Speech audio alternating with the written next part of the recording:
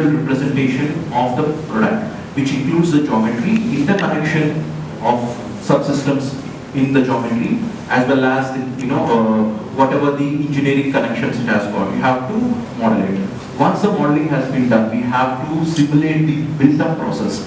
It could be FDM, whatever the process you have chosen for the additive manufacturing, depending upon whatever the machine you have. You can simulate the build-up process. I'll tell you what the significance of why you have to simulate the build-up process. And also calibrate the gap between the design and the print. So the design has got a different, representations of mirror surfaces or whatever, but when it's printed, it will lose some of its geometry due to the printing or manufacturing constraints. So how do you calibrate between that and create a targeted customer experience? What are the ROIs? What are the key performance index you have given for the product? For example, 50% of stiffness and 50% light is one of the KPI for that particular optimization. So these are our simulation strategy to make sure the product has gone through our topology optimization. So this is our journey. We have started when we have first printed the rocket engine, okay, also, and it has been functional in the space. Then we realized, yes, this solution what we have built for the product developers, product engineers, or any original equipment manufacturers, we have initially substantiated the solution to other players as well. For example, HL started using from 2017 when we have a solid evolution of the solution. So this is our journey. We have done concept development for topology optimization. We have created the first prototype. Then we have said this entire journey will be the print to perform sort of solution. Then we have integrated the simulation framework and customized the process for all the users, for all the non-experts, engineers, scientists, anyone you can name it. So this all happens on this simulation framework.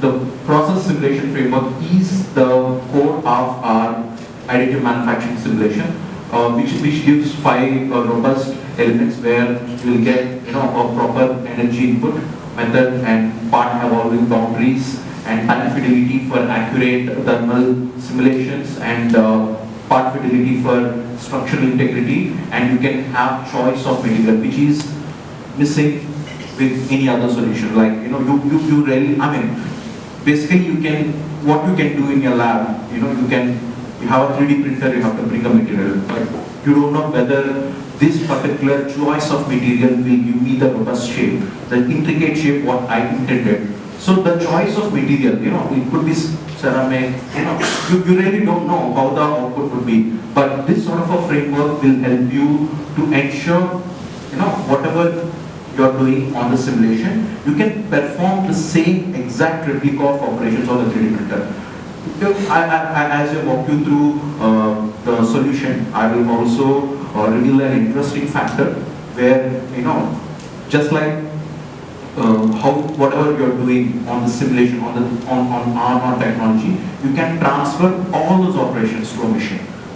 So that I will come through. So this simulation framework has been supported by our process family simulation, where we have different brands in Dassault systems. We have something called Katya.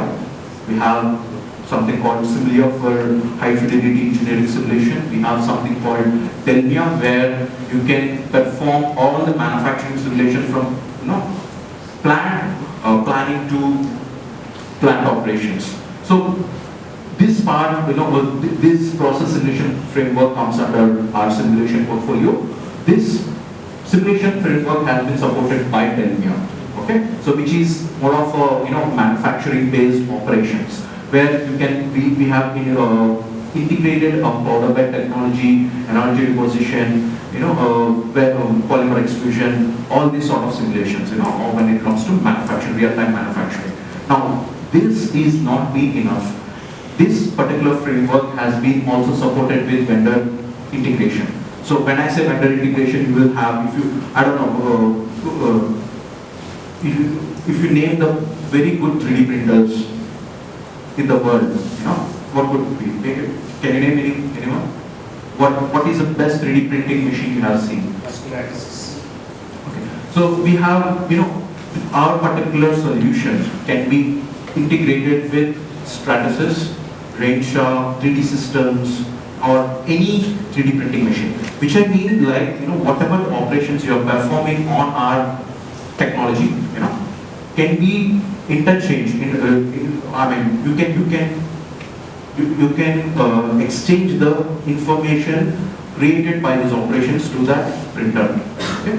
So that's all. So that's the simulation framework what we have, which has been a differentiating factor when it comes to any other player in the market.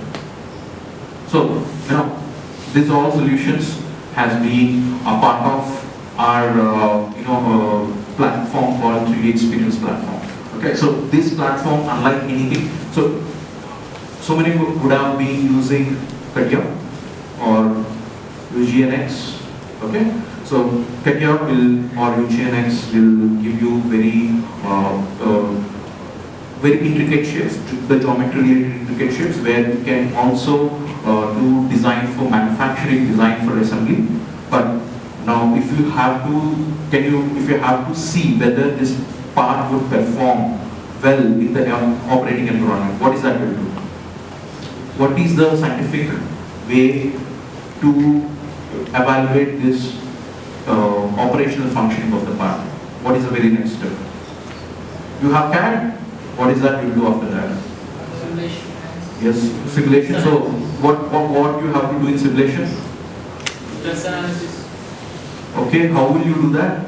By applying loads and No.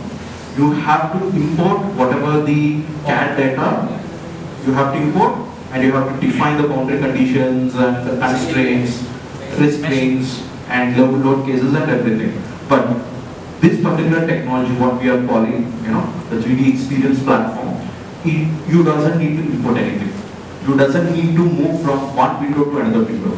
This is a compass where you have north, east, west, south, where at the extreme left end you will have all the 3D modeling tabs. If you see, you have SolidWorks. Okay, this is for low end design, when sheet metal, with very basic sort of design. You have something called CATIA, where you can design hydroform shapes, you can create complex assemblies, and you have something called Geogia, where you can design the mines. When I say mines, the proper mining to see where the ore is, where the oxide ore is, and where to drill the ore, how to extract it. You can model that as well, the mining as well. And Biovia is very interesting, where you can do two things. One, you can design the human tissue and complete human being as well. And also it is very much played a very crucial role during the COVID for discovering the drugs. You can see in the drug discovery you need to go for a lot of clinical trials. Okay, so and discovering a drug is a combination, is a compromise. You have to do between billions of combinations. So Biovia does that very perfectly for a given, given model of a microstructure of a drug. What is the results it can give you? So it will give you that sort of an estimate. So in the 3D modeling, you can have all those design apps. Okay, and when it comes to V plus R, which is virtual plus real, it is connecting the virtual environment with real environment, which we have something called Delmia. Delmia is gravity-less solution. For example, if you have to do the machine, you all know the milling 3-axis machine. Once without pre-programming, if you keep the part, and if you keep the raw material and dump the code, what is that you will do if your program is diversified and you have resulted with a different sort of a shape? You can't really repair that. You can't remachine it. It is almost like useless. It is scrapped off. Okay, so before doing that, Telmia will offer, if you have that part, this is the intended shape, this is the program you have to do. You can take the program and dump it in the milling machine memory, and it will do the function as per that. Okay, so this is how we are also impacting the carbon footprint of, when UNICEF has come up with sustainable world. What are the different factors of sustainable world? That this is how we motivate the original equipment manufacturers, sorry, original equipment manufacturers to reduce the carbon footprint. So Telmia does all the manufacturing operations, right from the process planning, factory floor simulation, equipment, whatever the equipment you design for the product you need, and also integrate with the robotics as well as the human resources. So it's like product, process, and resources. So you will do the product using Telmia. You will define the manufacturing strategy using Telmia. Now, the similar is high fidelity simulation. The product which you are using can be simulated for real world behavior, like fatigue, or what are the stresses, distortions, what will happen after over 1 million cycles of usage, what happens to the product, what is the where the maintenance will come, all those aspects. Now, these are the two interesting parts for all the mechanical engineers. Okay, so this side half is, if you build the skill sets, you will have different portfolios of opportunities. You can be a body in white engineer, you can be a robotics engineer, in a manufacturing plant. So this side of the curve will provide a lot of opportunities. Now I'll come to this side of the curve. This side of the curve is mostly for computer science engineers. If there is anyone, I would do that. Otherwise, I'll move on. All are mechanical. So, but still, this side of the curve will target at enterprise level. As I said, I've been to TVS. TVS has got a vehicle called Apache. And